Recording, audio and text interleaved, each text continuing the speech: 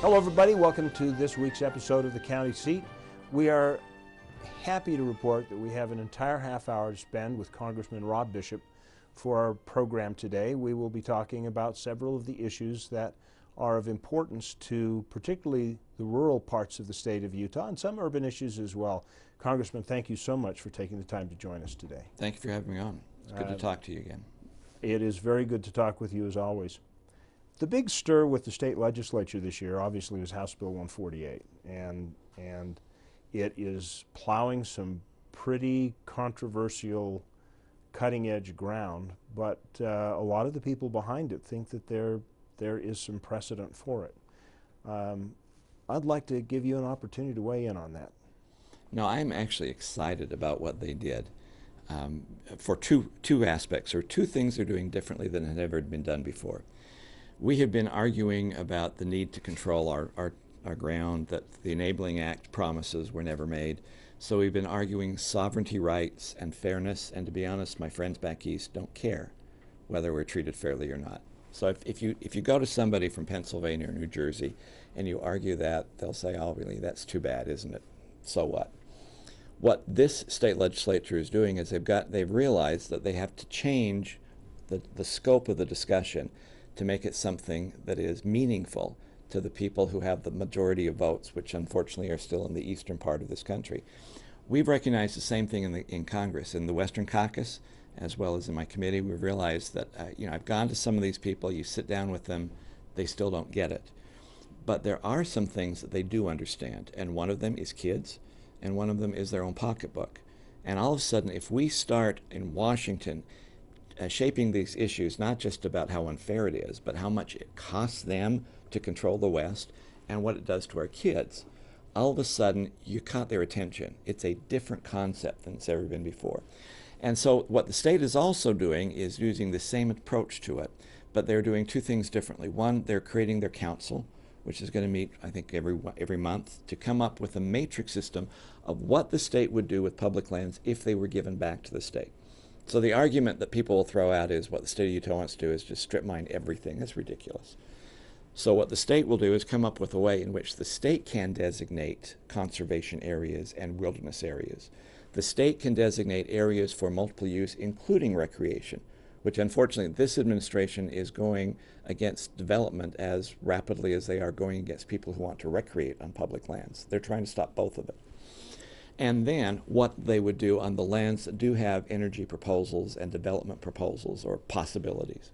So the state of Utah would now have a matrix of what they would do if they actually had control of the land. It's much easier to say, okay, turn it over to the states because they know what they are doing and there's precedent for it. The other thing is if you have to push this into the courts, you don't just get an opinion by the courts. You have to ask a specific question. We've lost on the questions we've asked in the past.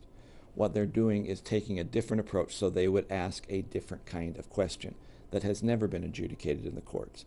So if you have all these different aspects going, what the state will be doing to show their competence, the different question going to the courts, and if we can keep pushing back in Congress on, look, you're spending a whole lot of money to screw our kids, all of a sudden you put all those together and it's a different matrix than we've ever had before. Not everybody on the ground here, even locally, is 100% happy with the prospects in counties where they don't see a great potential for recreation, they don't see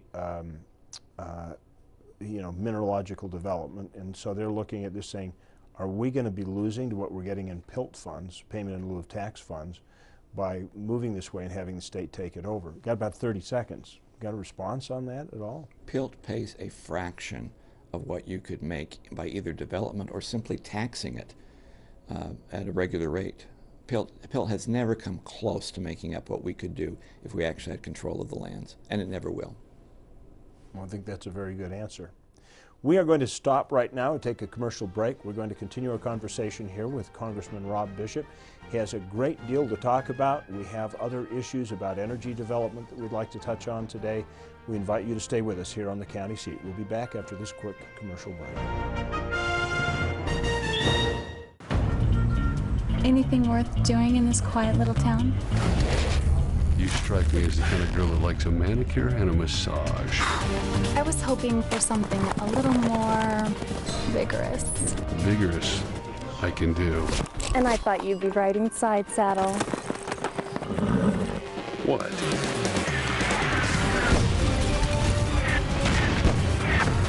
I'm gonna regret this.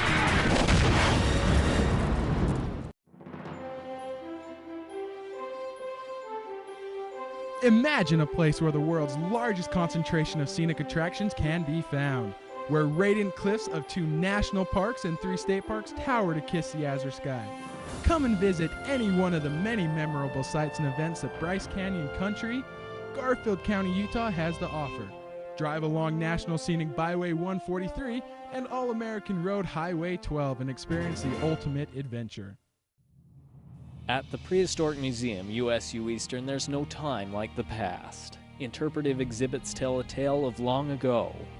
Observation labs allow visitors to witness the processes of preparation and curation and speak one-on-one with the preparators.